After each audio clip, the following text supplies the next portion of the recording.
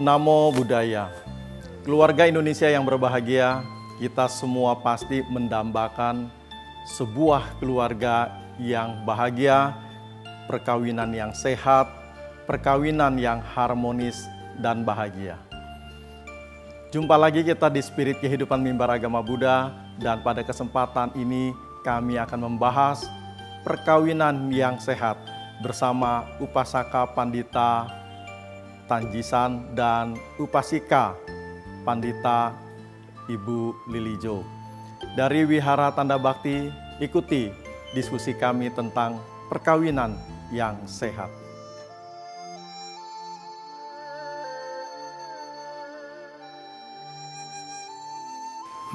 Pemirsa, saya sudah bersama Upasaka Pandita Tanjisan. Kami akan membahas mengenai perkawinan yang sehat. Romo, Namo Buddhaya. Namo Buddhaya, Romo. Apa kabar Romo? Sehat. Sehat ya, mantap ya. Siap. Sudah lama nih nggak ketemu Romo Jisan juga. Ya. Romo, kita akan diskusi mengenai perkawinan yang sehat. Nah, menurut Romo atau menurut ajaran Buddha, perkawinan yang sehat itu seperti apa? Ya, baik. Kalau menurut pandangan agama Buddha, perkawinan yang sehat itu adalah perkawinan yang tidak pernah menimbulkan konflik dalam rumah tangga. Seperti yang selama ini banyak di masyarakat, banyak dilakukan kekerasan KDRT ya dalam rumah tangga. Nah, kalau itu kita dapat hindari, yaitu bisa disebut perkawinan yang sehat. Dalam hal itu juga masih banyak faktor-faktor yang harus diperhatikan untuk mendidik anak. Juga banyak yang dilakukan oleh orang tua melakukan kekerasan terhadap anak-anak tersebut. Di dalam agama Buddha sendiri diajarkan bahwa sebelum kita mengambil keputusan untuk memilih calon istri atau suami, kita harus lebih dulu tahu karakter atau sifat dari calon pasangan hidup kita sendiri itu. Karena dengan kita tahu, artinya kita bisa menghindari hal-hal yang negatif yang bisa menimbulkan keretakan dalam rumah tangga. Nah, di dalam agama Buddha sendiri, ketika kita mencari pasangan hidup kita, hendaknya kita ada beberapa kriteria yang harus kita perhatikan. Di antara yang pertama, kita mencari pasangan hidup yang sama keyakinannya. Kalau misalnya saya beragama Buddha, ya marilah kita cari pasangan hidup yang beragama Buddha. Kenapa? Karena dengan demikian kita tahu tuh apa sih yang harus kita kerjakan ke depan ya. Jadi hal-hal yang mungkin bisa menyinggung perasaan pasangan hidup kita, ya kita jangan lakukan gitu. Dan kita bisa misalnya datang ke tempat ibadah bisa bersama ya. Tapi kalau kita mempunyai pasangan hidup yang berlainan keyakinan kan agak repot. Yang satu mau ke sana, satu mau kemari kan akhirnya timbul konflik dalam keluarga. Nah begitu kan nanti pada terhadap anak. Anak mau dibawa kemana nih? Mengikut siapa nantinya? Ikut keyakinan papanya atau ikut keyakinan mamanya? Kan gitu. Tapi kalau kita punya pasangan hidup yang satu agama, berkaitan sama, yang kan tidak masalah. Semuanya berjalan dengan lancar. Dan yang kedua, kita juga harus melihat nih calon istri kita atau calon pasangan kita yang mempunyai norma-norma susila ya. Artinya gini, ketika kita sudah mengambil keputusan mengambil seorang wanita menjadi pasangan hidup kita untuk selamanya, kita tidak boleh lagi mencari pasangan hidup kita yang lain. Karena di dalam agama Buddha sendiri itu tidak dibenarkan kalau kita mempunyai istri lebih dari satu atau suami lebih dari satu gitu. Jadi dengan berkaitan seperti itu kan kita sama-sama nih ya menghadapi segala konflik, segala permasalahan rumah tangga kita bersama. Dengan demikian rumah tangga terlepas dari konflik-konflik tersebut. Nah yang ketiga, kita juga harus memperhatikan sifat pasangan hidup kita mempunyai rasa kedermawanan.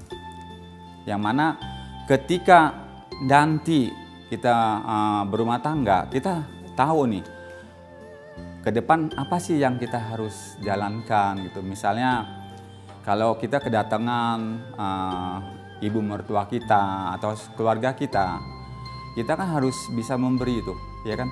Nah, kalau cuma kita yang mempunyai rasa kepedulian, kedermawanan, sementara kita nggak punya, ini kan terjadi konflik ya. Kita mau ngasih, mau memberi kepada mungkin mertua kita, tetangga kita, sementara karena dia tidak terbiasa atau tidak tahu hal itu yang baik, ya dia mencegah kita. Sehingga apa? Itu menimbulkan konflik. Tapi kalau kita sudah memang satu keyakinan, di mana yang kita jalankan, mereka juga bisa setuju gitu. Dan yang keempat, kita sama-sama harus mempunyai sifat yang kebijaksanaan. Jadi ketika yang satu mengambil jalan suatu masalah, menyelesaikan masalah itu, dan yang satu juga bisa mengikuti gitu, bahkan mendukung selama permasalahan itu diselesaikannya dengan baik. Saya rasa itu, Romo. Jadi ada 4 ya, ya. Keyakinannya harus sama, kemudian secara moralitasnya juga harus sama, kemudian yang ketiga kedermawanannya ya, Romo ya harus sama, dan yang keempat kebijaksanaannya seperti itu ya. Jadi itu acuan ya, Romo ya, acuan dari pandangan agama Buddha. Betul. Nah, biasanya kalau terjadi konflik itu kan jadi masalah tuh. Cara menyelesaikan masalahnya ini harusnya bagaimana, Romo, secara agama Buddha? Atau mungkin Romo punya pengalaman tersendiri, mungkin bisa di-sharing, Romo. Ya, baik. Biasa gini, ketika kita sebagai saya suka melayani pemberkatan pernikahan. Jadi ketika dia belum jenjang ke sana, kita kasih pengarahan sebelumnya yang harus dilakukan, persiapan-persiapan apa supaya ya itu menghindari hal-hal yang negatif tersebut. Nah, kalaupun sudah terjadi, biasanya kan kalau di dalam pemberkatan pernikahan di dalam agama Buddha tuh kita perlu adanya saksi dari pihak wanita satu, mempelai wanita satu, dan satu lagi dari saksi mempelai pria. Nah, dari situ kita nanti ketika terjadi konflik rumah tangga, kita bisa panggil saksi-saksi mereka. Karena saksi itu kan yang lebih tahu, yang lebih dekat dengan hubungan keluarga mempelai tersebut gitu. Jadi dari situ kita, apa sih pokok permasalahannya, ketika kita udah tahu, kan baru kita bisa memberi solusi agar mereka menyadari bahwa itu suatu kesalahan gitu kan. Akhirnya mereka menyadari, rembuk lagi gitu. Baik, Romo, terima kasih atas waktunya, dan pemirsa yang berbahagia, sebelum kita lanjutkan, nanti juga kita akan diskusi dengan Upasika Pandita Lilijo. Jangan kemana-mana, kami akan kembali setelah beberapa informasi berikut.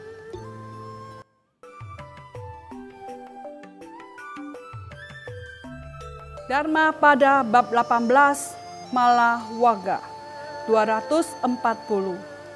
Ayasawa malam samud hitam tadutayatam ewakadati ewam atidonacarinam sakakammaninayanti dugatim. Seperti karat yang timbul dari besi, demikian akan menghancurkan besi itu sendiri. Demikian pula perbuatan buruk yang dilakukan oleh para pelaku kejahatan, yang kemudian akan menghancurkan dirinya sendiri. Sadu, sadu, sadu.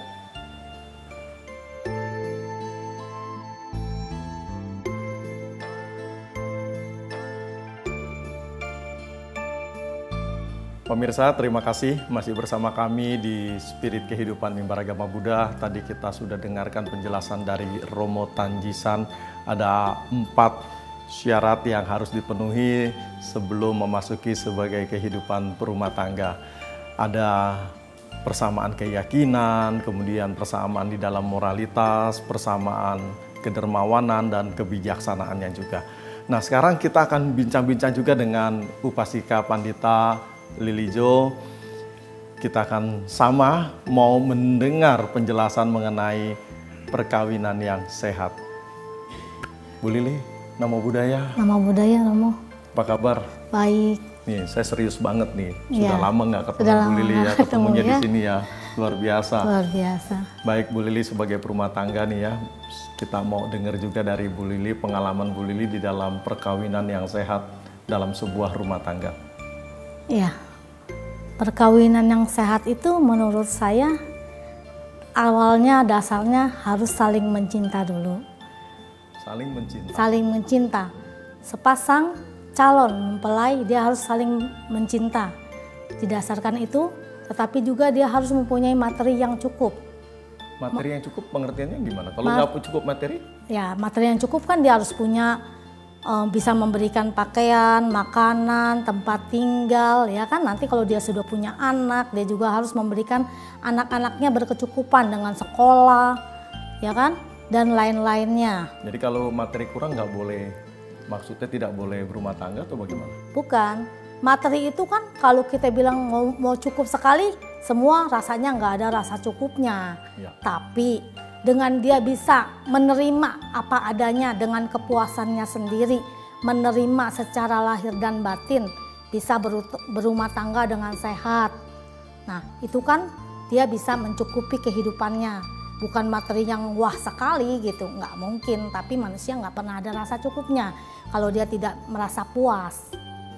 Jadi maksudnya kalau secara materi belum siap di dalam berumah tangga, lebih baik ditunda ya? Iya, Bukan tidak boleh. mungkin bukan seperti tidak itu boleh. Ya? Oh, Karena kan nanti kan kalau kita mau berumah tangga kan harus mempunyai keuangan yang cukup juga, ya kan? Dia harus mempersiapkan untuk perkawinannya, makanannya, ya tempat tinggalnya dan lain-lainnya. Ya, tetapi kalau misalnya secara materi cukup bahkan berkelimpahan, juga seperti tidak menjamin bahwa perkawinannya juga akan sehat. Oh iya, tergantung. Ya kan setelah materi dia harus punya kedudukan. Suami istri itu harus mempunyai kedudukan, bukan seperti atasan dan bawahan. Tetapi seperti tangan kanan dan tangan kiri yang saling melengkapi, saling menghormati, saling mencintai, saling mendukung. Nah, jadi kalau yang seperti itu, dilandaskan seperti itu, dan dia juga nanti kalau mempunyai anak, dia juga memberikan anak-anaknya dengan cinta yang sesuai, yang seperti porsi yang mereka inginkan. Menjadi anak-anak nanti yang sehat, yang pintar, dan sebagainya.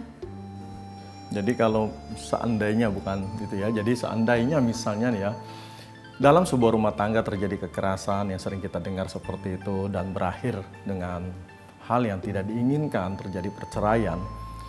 Menurut Bu Lili atau menurut pandangan agama Buddha, untuk menghindari hal-hal seperti yang tadi ya, menjadi sebuah perkawinan yang sehat, perkawinan yang bahagia dan harmonis, poin utamanya apa sih? Ya, saling mengerti. Saling mengerti. Harus saling pengerti satu sama lain. Misalnya pada saat ada kekerasan, dia harus melihat bahwa dengan kekerasan ini, kehidupan rumah tangga dia tidak akan baik dan nanti akan hancur. Dengan satu-satunya misalnya, atau suaminya yang mengerti duluan, nanti istrinya langsung mengikuti dengan satu pengertian. Makanya ada dasarnya, ada dasar cinta, saling menghormati. Kalau ada saling menghormati, tidak akan ada kekerasan yang seperti KDRT itu, tidak akan ada. Karena dia sudah mengerti bagaimana cara melayani suami, bagaimana membijakkan seorang istri dengan kasih sayang, penuh kasih sayang. Seperti saya katakan, seperti tangan kiri dan tangan kanan saling melengkapi. Ya. Bu Lili, sebelum masuk ke dalam sebuah rumah tangga, pasti diawali dan biasanya diawali dengan masa pacaran. Seberapa pentingkah masa pacaran ini menurut Bu Lili? Ya, saya rasa sangat penting ya, dengan pendekatan, dengan adanya kesetujuan, dan dia juga harus didasari, ya kan, dengan kesehatan. Nanti setelah pacaran kan mereka harus bilang dong, dia sehat atau tidak. Bagaimana cara dia menyingkapinya dengan memberikan ke dokter, ya kan, mencek kesehatannya, baru nanti kan dilangsungkan dengan jenjang-jenjang ke pernikahan. Maksudnya cek kesehatan? Cek kesehatan dong. Entah kalau dia HIV atau apa kan, Oke. ini kan sangat bahaya nanti untuk bayinya. Jadi dia harus cek dulu, cek kesehatan. Sekarang ini kita di negara kita ini, di Indonesia ini, orang yang menikah dia harus cek kesehatannya dulu. Baru nanti dilihat layak gak dia kawin. Ada surat layak kawinnya tuh. Oh, Jadi ada surat layak kawin. berarti kedua-duanya ya? Kedua-duanya, harus dua-duanya. Kalau satu aja nggak bisa. Ada cek lain selain kesehatan? Nggak hanya kesehatan saja. Cek saya kesehatan. rasa ya. Jiwa nggak perlu ya? Enggak dong. Kalau dia udah mau nikah, masa jiwanya tergoncang kan enggak. Kan bisa terjadi ternyata punya dua kepribadian atau psikopat seperti itu ya.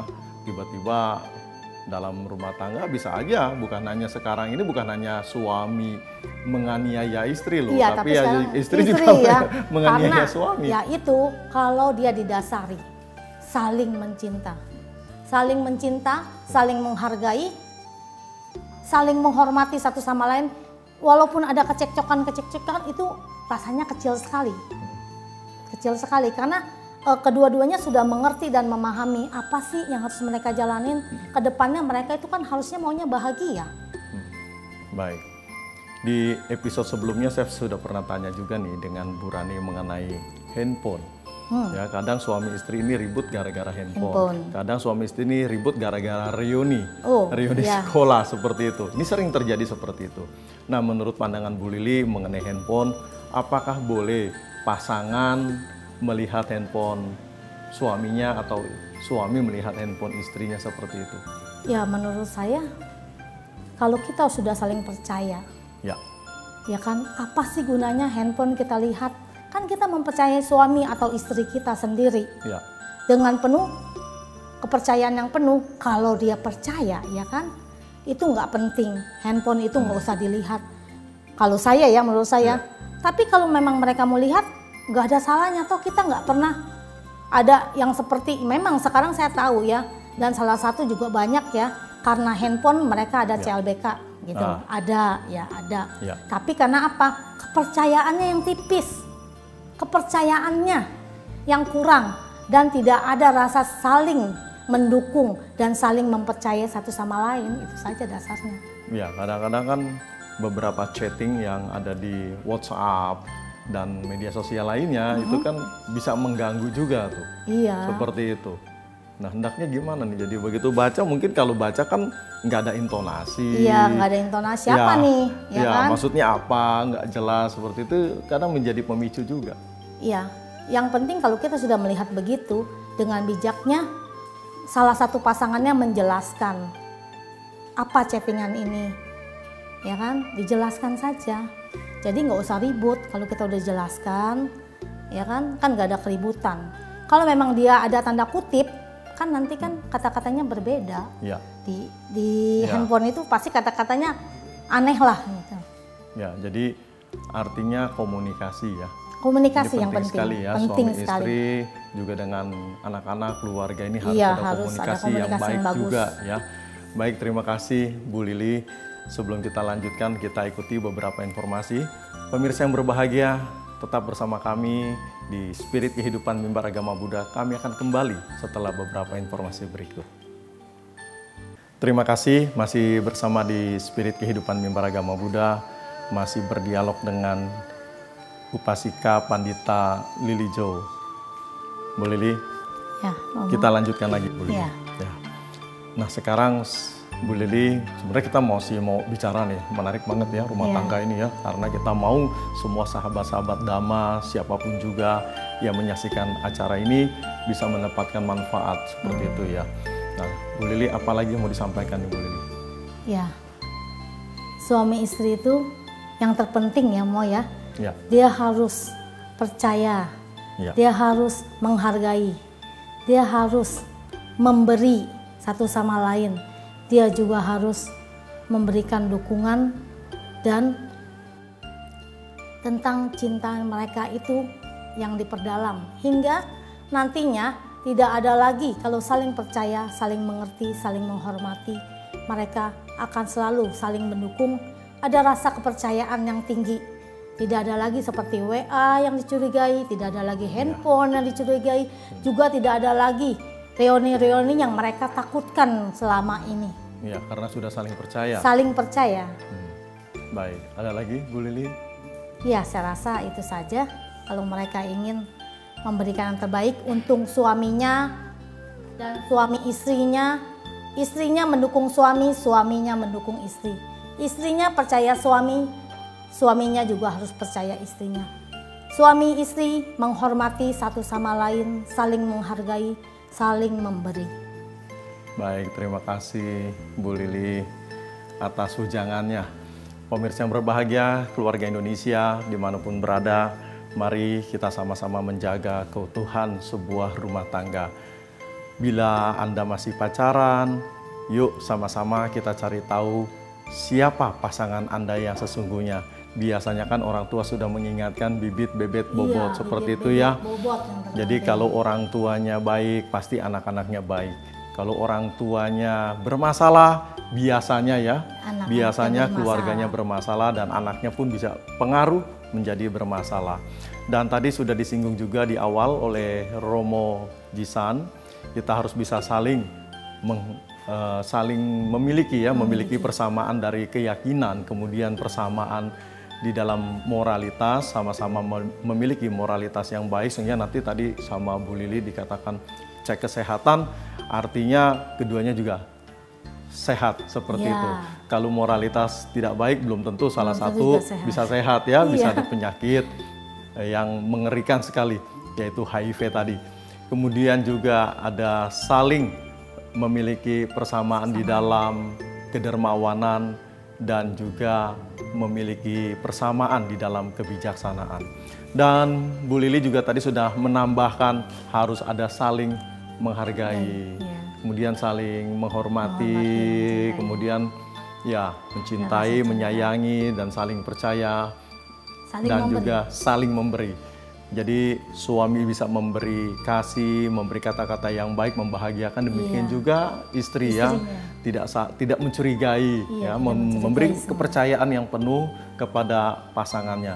Inilah yang akan menguatkan sebuah mahligai rumah tangga, sebuah perkawinan menjadi sehat, bahagia, harmonis.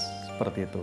Baik pemirsa yang berbahagia, senang sekali acara ini kita bisa sampaikan ke seluruh keluarga Indonesia. Kita sama-sama menjaga keutuhan keluarga. Apabila ada pertanyaan bisa disampaikan melalui alamat email kami di mab.tvri@gmail.com. Bagi 10 penanya pertama, kami akan berikan buku-buku karya Ehi Pasiko Foundation yang akan kami kirimkan ke alamat Anda secara cuma-cuma. Dan tetap bersama kami di Spirit Kehidupan Mimbar Agama Buddha dari Wihara Tanda Bakti Kemenangan Glodok, Jakarta Barat. Kami mohon undur diri dari hadapan Anda. Sabe Sata Bawantu Sukitata, semoga semua makhluk berbahagia. Sadu, sadu, sadu.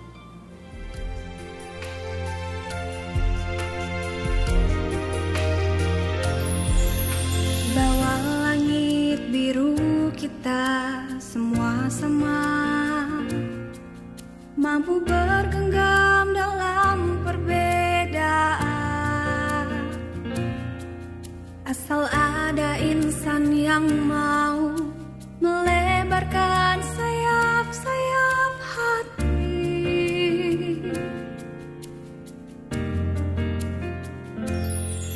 Di atas tanah merah kita pun melangkah dengan kaki